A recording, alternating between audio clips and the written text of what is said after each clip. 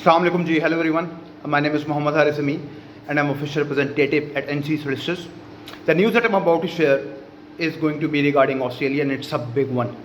I know that all the students are dying to hear something good, something great regarding the border opening of Australia, and this news will be worth it. Trust me. So do watch the full video. Now, in the past, all that we have heard is that Australia is working on a pilot program, right?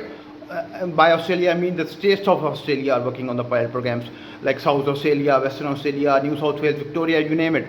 All the states are working on the plan. The news used to come in the newspaper. We all used to read it. And then suddenly nothing. There was no update on those plans and nobody knew what happened to those particular programs. But the program that I'm about to share, this will reach its final destination. This will come through, and I'll tell you why later in this video. But let's just first discuss it, what it is basically. Now the plan is to build a 600-bed quarantine site. A 600-bed quarantine site.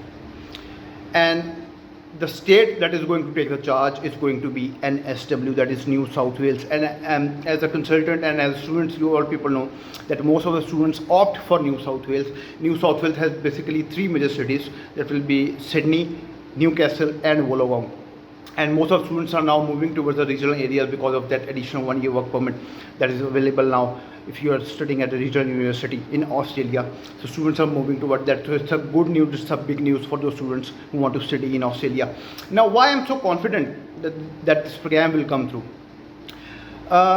Phil Honeywood, he is the Chief Executive of International Association of Education of Australia. He has confirmed regarding this plan. Number one.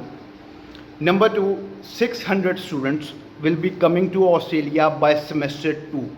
Now, when we say semester 2 in Australia, this means by July or August, because semester 2 mostly start in Australia by July or August, right? So that's why I'm so confident. Today I'm making this video, and today is 17th of May. We're not that far away from July. So this plan has to go through with those students, and the chartered flights will be hired and students will be coming to Australia, and the quarantine period will be the same. That will be 14 days quarantine period, and they will quarantine in this site. Now, I'm using the word quarantine site. Quarantine site is basically that they have located a building and they will be converting it into a quarantine site. And as we all know that when a particular COVID-19 patient has to quarantine, or if on the basis of you can say safety measures, when you have to quarantine, there are some special requirements that are required in that particular building. So those particular requirements will be fulfilled in those buildings. They have located one site, they're working on another one. One site has been approved by the government, New South Wales government, state government, and by the police. It has been cleared by these two authorities, and they will be using it as a quarantine site. So that is why I'm pretty confident that they're going to go through with this program, and this program will be successful, inshallah, and students will be flying there, and you don't have to worry regarding the numbers. Please, 600 students will be coming in the New South Wales. It's only a number to show that this model can work. And with the passage of time, obviously, this number will keep on increasing, and most international students will be coming to Australia. And this program obviously need to have the approval from the Federal Education Minister, that is Alan Tudge. He has to approve this plan, but this plan hopefully will be approved by the federal government as well. Now, there's a slight change in the tone as well of the federal government of Australia. And if you have heard the recent interview of Scott Morrison, he has also told the press that they are working on the plans with these states, and they are taking it very seriously, and they want to do it as safely as possible. Before that, the tone was that they want to safely do it, but the Aussies, the Australians, are the first priority, which is quite fair. Every country is going to protect their citizens first, but now they are getting the pressure now. And they are saying that they need to bring back international students back to Australia. Now, there are different type of criticism going on as well in Australia, which as a consultant, I think it's totally fair, and I think as a student you will agree as well. Now, the criticism number one. Australia is allowing the international cricketers and the tennis players to come in Australia and they can play there. Now the criticism is that these players are coming into Australia for what? Like 3 to 4 weeks max, tops. That's it.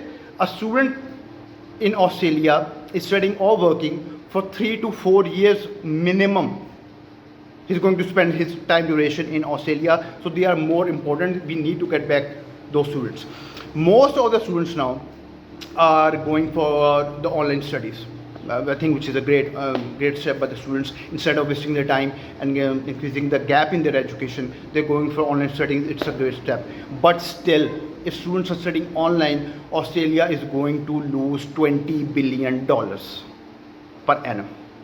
This is a big money. We're talking about big bucks, right?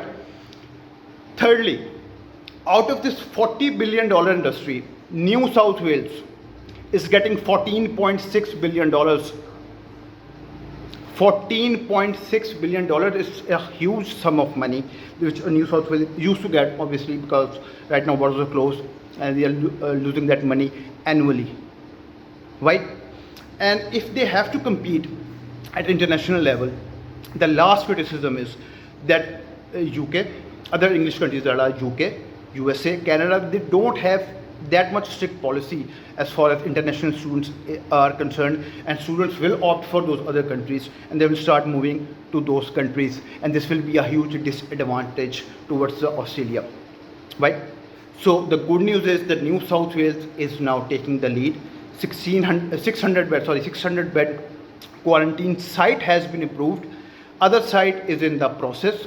Site has been cleared by the by the state government and by the police, right? And by semester 2 they will be getting those students back into Australia. So it's a good news, and I think this kind of news is coming to us after a long time. Before that, as I've discussed earlier, there were plans only, and now the criticism is there. The pressure is getting to the government, and they are changing. They are forced to change their perspective towards international students, and hopefully things will get better soon, inshallah. And as you all students know, for July intake, time is still there. You can still apply, and Feb intake, Feb 2022 intake is also open. So apply as soon as possible. Things are getting better now, and I think I've tried to convince you people with proper logic, and as a proof, I'll share the article as well, the source from where I have got this information. And be positive, please. It's my request. Be positive, be hopeful. Everything will be fine soon, inshallah. And do hit the subscribe button, subscribe to our channel, and get the latest information. Thank you very much for your time. Take care. Allah Hafiz.